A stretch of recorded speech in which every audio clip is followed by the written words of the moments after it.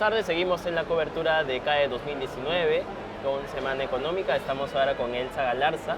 Ella desde enero del 2020 va a asumir la dirección de la Escuela de Gestión Pública de la Universidad del Pacífico. Además es también exministra del Ambiente. Buenas tardes, ¿cómo está? Bienvenida al stand de Semana Económica. Digamos, en esta CADE se está hablando sobre trasladar una economía a mercado para todos. Y básicamente esta es una reunión de balance. Siempre se habla que CADE es un buen momento para ver cómo emociona el año, cómo podríamos ir en el siguiente, y se le da mucha carga al empresariado. Pero también está el otro lado, que es el lado del sector público. ¿Cómo hacer que el sector público y el sector privado conversen para trasladar esta economía de mercado hacia todos? Bueno, gracias por la pregunta porque creo que es sumamente relevante. Creo que en el último año, los últimos meses, nos deben hacer reflexionar sobre qué cosa es lo que tenemos que hacer justamente para lograr una economía que genere riqueza, pero a su vez que permita la inclusión de todos, ¿no es cierto? Y creo yo que ahí hay un rol que la academia tiene que jugar. Y particularmente pienso que lo que se ha destruido, digamos, en los últimos años es los espacios que se tienen para la discusión de esas políticas que nos van a llevar al desarrollo. No podemos discutir o no podemos solamente hablar en los momentos de conflicto, ¿no? Porque esos momentos de conflicto ya nos ponen en una situación complicada. Yo creo que debemos discutir abiertamente desde el sector público, desde la academia, la sociedad civil, cuáles son esos elementos imprescindibles que van a permitir este crecimiento económico, cuáles son esas condiciones habilitantes que se necesitan. Entonces yo creo que el CADE es una muy buena oportunidad porque de alguna manera todos los actores acá están diciendo tenemos que cambiar, tenemos que hacer algo nuevo, ¿no es cierto? Y ese algo nuevo supone revisar nuestro pasado, pero también mirar hacia el futuro.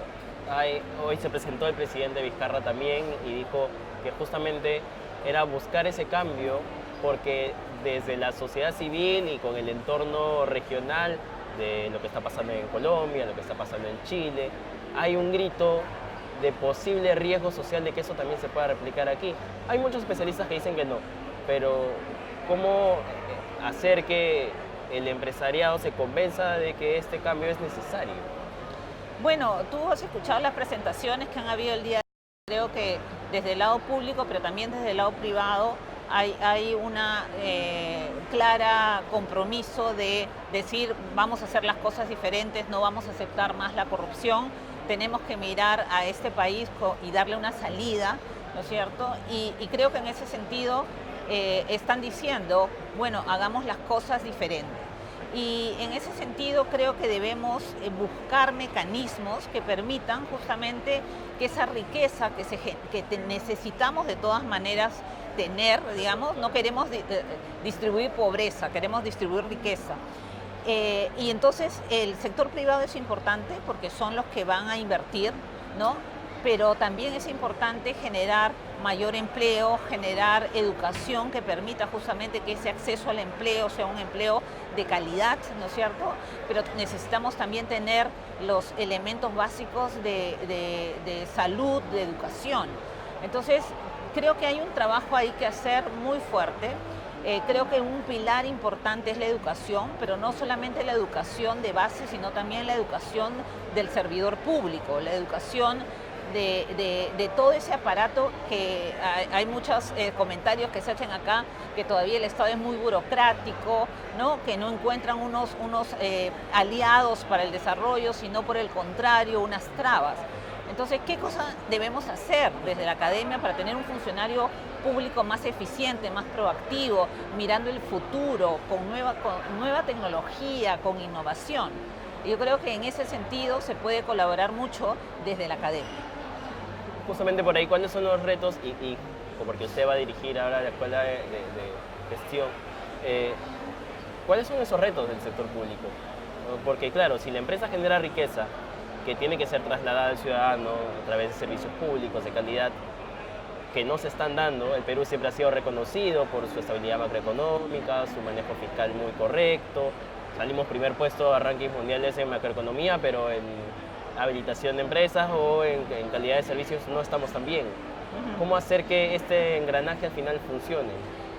Bueno, básicamente tres elementos sustanciales que parten de una reflexión que hemos hecho internamente. El primero tiene que ver con crear esos espacios de diálogo que te comentaba. Creo que la academia justamente es un espacio que permite confluencia de distintas ideas y eso es bueno, ¿no es cierto?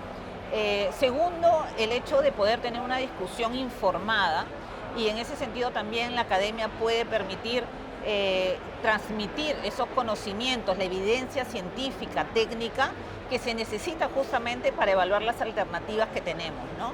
Entonces, eso normalmente no ha existido, o la academia ha estado muy alejada, o no ha transmitido correctamente, ¿no es cierto?, todos esa evidencia científica que se necesita. Ahí es importante. Y el tercer elemento es cómo todo eso lo trasladamos a la formación de capacidades. Y creo que si tú ves el día de hoy que tenemos problemas, por ejemplo, en inversión pública, tenemos que trabajar con los gobiernos regionales y locales. Ellos son los que tienen el presupuesto, ¿no es cierto?, y los que tienen que implementar. Entonces tenemos que mejorar esas capacidades y creo que desde la gestión pública ese es un objetivo que lo estamos viendo con sumo interés y ver el tipo justamente de capacitación que tenemos que darle, ¿no? Es una capacitación en la acción, es una capacitación que brinde instrumentos, es una capacitación que permita que ese funcionario crezca y vea también obviamente una carrera pública que lo incentive, ¿no? Justamente ya para ir cerrando, este año ha sido un año entrampado, un año de mucha discusión, digamos que tal vez ya se ha resuelto hacia fin de año. ¿Cuáles son los retos que tiene el país hacia el próximo año que usted identifica? Bueno, el próximo año va a ser un año bastante diferente en el sentido que vamos a tener un congreso que es nuevo, donde hemos visto y bueno, eso nos da mucha satisfacción ver que hay gente joven que quiere entrar a la política para justamente hacer cambios, ¿no? Sin embargo, va a ser un periodo bastante corto y por lo tanto ahí también hay un rol importante de ver cómo aceleramos, digamos, el proceso de conocimiento de esas personas nuevas, pero con mucho ánimo de trabajo social, digamos, de que se puedan hacer cosas importantes en materia legislativa, ¿no? Sin duda hay que mantener el crecimiento, nos acercamos al bicentenario y creo que justamente ese es un periodo de oportunidad, ¿no?, para juntos volver a construir esos espacios de gobernanza.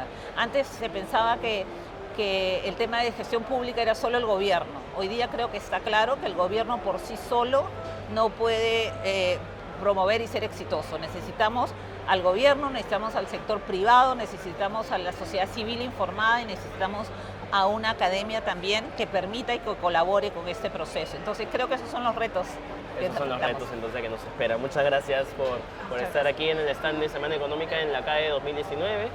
Seguimos con estas transmisiones y vamos a traer información más adelante.